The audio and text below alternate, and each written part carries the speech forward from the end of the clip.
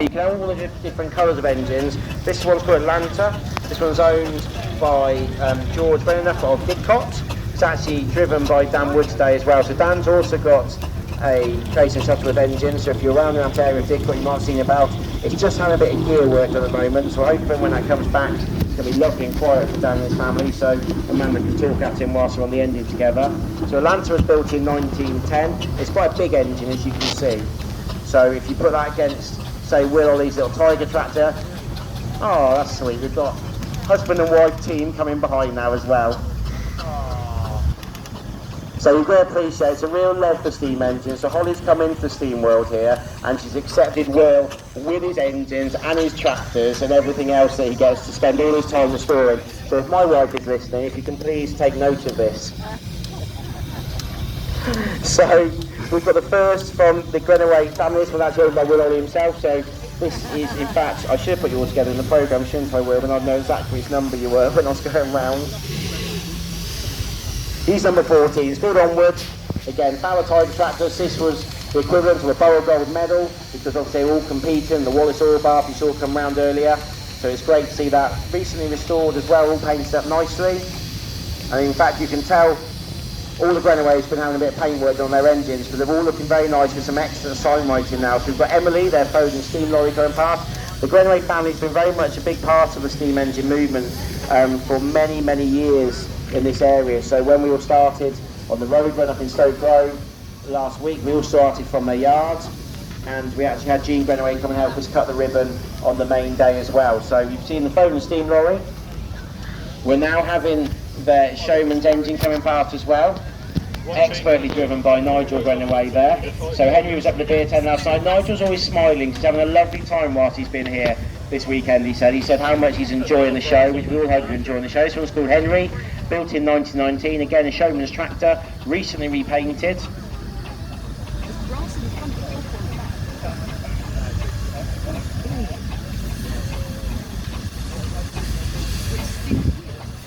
And the final one from the Grenaway stable is Whippet. So this is, as you can tell by the name, it's fast on the road. Oh, I didn't actually put it in the programme, apologies. So we have been saying we've had 40 full-size engines here today, so of course we're going to not sure if you guys can tell, but it's quite smoky. Can very be last minute. So some of these extra entries, it's great to see you all here, so thank you for coming to help us make 40. So Whippet's just going past us now. Thankfully the wind's blowing someone else's direction.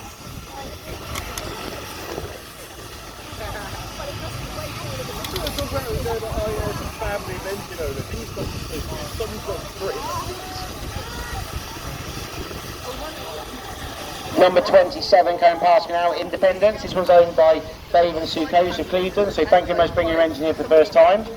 Dave's gone up from a roller now onto an agricultural engine, which is a fairly nice step to do, isn't it? So it's lovely to see here. So this is originally built in 1919. Oh no, it wasn't. This was the one you said I was wrong, wasn't it? 1910, sorry. So very poor of the person putting the programme together here, getting that year wrong. So I'll make sure I change that for next year. So they've owned this one since 2019, came a low loader with a lovely living van the other day. So if you do go around and see where the engines are on their pegs, you will see some of their living vans as well, some of the accommodation. One of the nicest ones you'll see will be James Davis's with his big Showman's living van as part of this. If you go and have a look at that, and you'll see what the Showmans used to travel around with.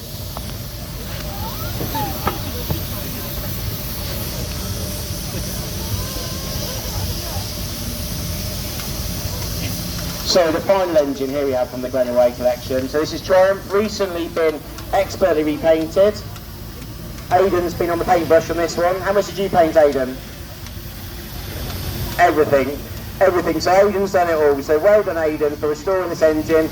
If he's not busy working up at Turney's, fixing New Hollands, he's obviously restoring the steam engine. So I don't know how he's found time to do all that with the amount of machines they have out.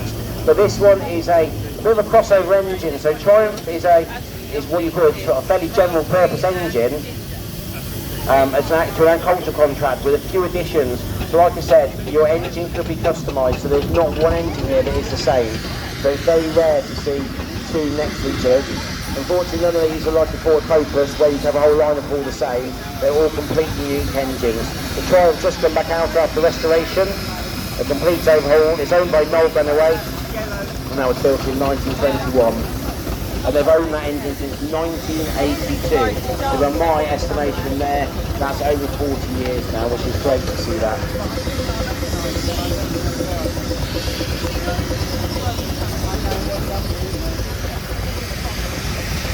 Again, just a general announcement, the weather is still very hot today. The sun is sort of trying to hide a little bit, but please do ensure that you take on plenty of water because dehydration isn't a good place to be. So make sure you take on plenty of fluids. Thank you. So I just imagine this is the final of our full-size engines going past. It's number 9 in your programme. This engine's Britannia. It's owned by the Davis family from Great Missenden, so again roaded here all under its own steam. If you saw it on the road, you have the showman's ribbon van, the trailer, the Land Rover on the back. It was the full road train coming in here into Stoke Road Steam Rally, which is great to see. Built in 1904. And from memory, yeah, they've owned it since 1984 as well, so they've owned it for a good 40 years now. So it's great to see that. Davis family got quite a collection of different engines. Britannia's the one that comes out the most, and it was out last night at the fair, lighting up the way.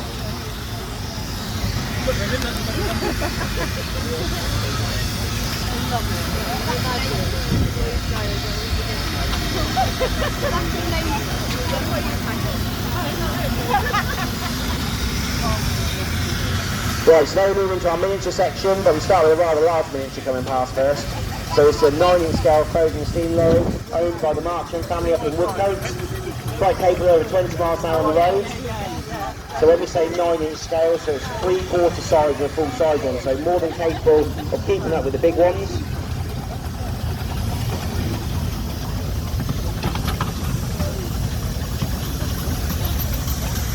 It was built in 2008, so it's built a pair of engines, that one.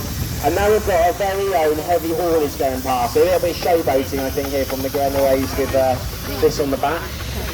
So starting at the front, owned by Justin Marchand, we've got Simplicity. So that's a road loco driven by Michael Allwood. We've then got Road King, driven by Jordan Grenaway.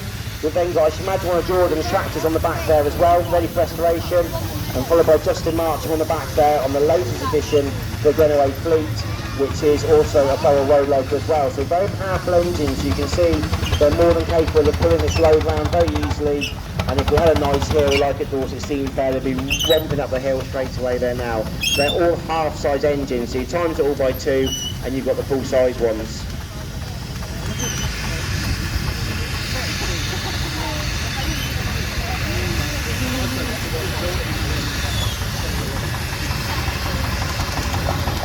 Then past me now, 39 and a 6-inch scale engine. It's quite interesting when you see, talk about half size, so when you scale an engine down, of course, it can affect the size into. This one is a Tasker, built in 2009 and called Dragonfly. It's owned by James Crawley from Stourport and Severn, so great to see that here. Followed by another 6-inch engine. This is a Burrell gold medal tractor, owned by Steve Elliott of Malden, it's number 42. Won many prizes, this engine as well. If you look at the detail on it, do go and look at it afterwards. And it's lovely to see it out from road here. We've got a full-size version, and we've obviously got the half-size version here as well. Number 23 going past me, from the Davis stable as well. It's got the Suffolk dredging tractors in 3-inch scale. Now, you've got to appreciate how difficult it is on an undulating field like this to move an engine around like that. So obviously Colin sat on the back of that one, and everything, when you get smaller and smaller, every little lump on this rally field seems a lot worse. So, but we've been impressed to see Colin and Paul out as well, number 24 coming up behind with Buddy, the other engine they owned, built in the 1980s by the boy's grandfather.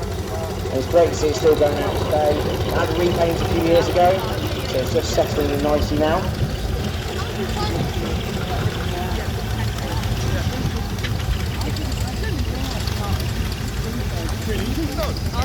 There's rows upon rows upon rows of steam engines and so much smoke. 31 just You going guys past me can now. see it, but yeah. This one's owned by Anthony Elliott, so it's a 4-inch scale. This is a Foster, so like I say, you see lots of model Fosters because there's lots of drawings available for models in the Foster camp. We're very lucky we've got a couple of full-size ones here today as well. I should know the engine coming past. So we've got Kieran Alexander coming past of Aylesbury. So this is with Warrior Queen coming past. A nice little water cast on the back. So again, the one thing we struggle with miniature engines is having enough water. We're followed by Colin Alexander on 32 behind, which is the Borough Road locomotive, 4-inch scale, so again a third of the size of a real one. Followed by 38 going past me from Glen Burgess Vale crew as well. I was looking for your other end as well, and Ian Booth sat on the back of the water cart as well. So again, more than capable of going around. They were out last night, coming around the beer tent area, so it's great to see these engines out. Nippy on the road, and also easy fitting your garage at home.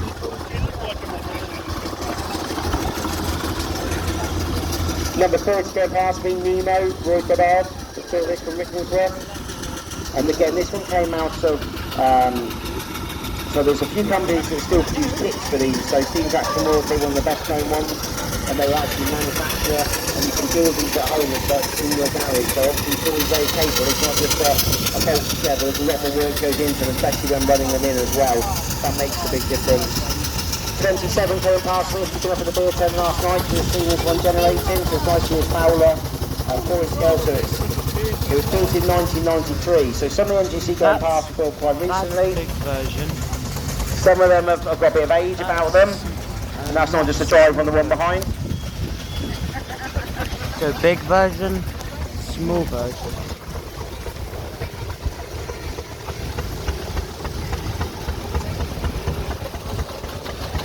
One going past me, so Mark Heritage is driving this one for a change, so you might have seen Mark coming around in the commercial section, but he's getting his fix of steam. You can tell he doesn't drive a steam engine that often because he's looking far too clean to be on this engine today.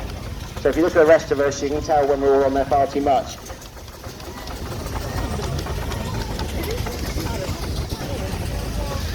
$35 going past me now. It's called Archie. I was chatting to the gentleman while filling up my water. Come all the way up from Kent.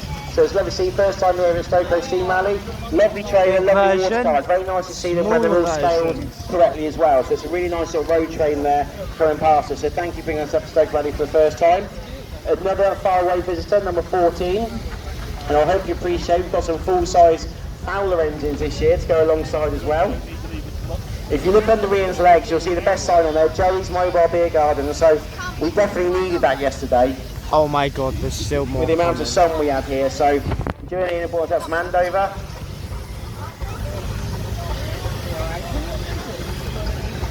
Number 15, I'm guessing there then. There we go, so now for Godman. So none of these exist in full-size scale, so it's lovely to see a model of one of those. For our furthest visitor, we've got Tony Zelli's come up from Honiton in Devon. So he's come up here for the first time Stoke Coast Steam Rally, so it's great to see him come up here. Tony was very unfortunate, he had to camp next to me at Dorset Steam Fair, but we're still friends after it as well. Number 18 going past me now. I was getting quicker there. We've got Morticia's come. Oh, hang on, you wait there, Dave, because I get to speak about your one then. So we've got 18 just come past me, so it's built in 2017, owned by Jeff and Susan Organ.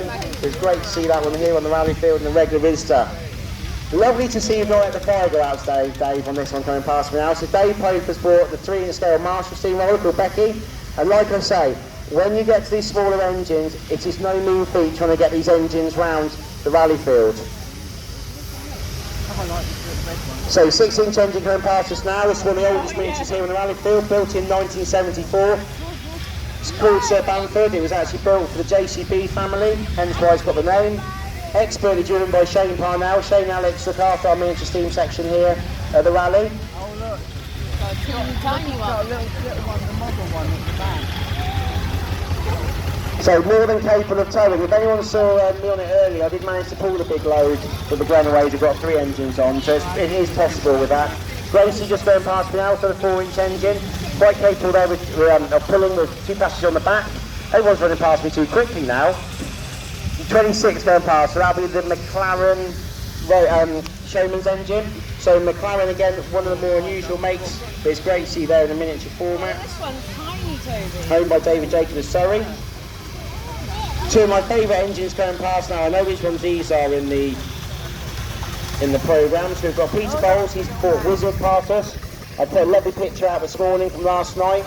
Please do go and look at these engines. Pete spent 6 years building this one, and it's absolutely silent as it runs past there.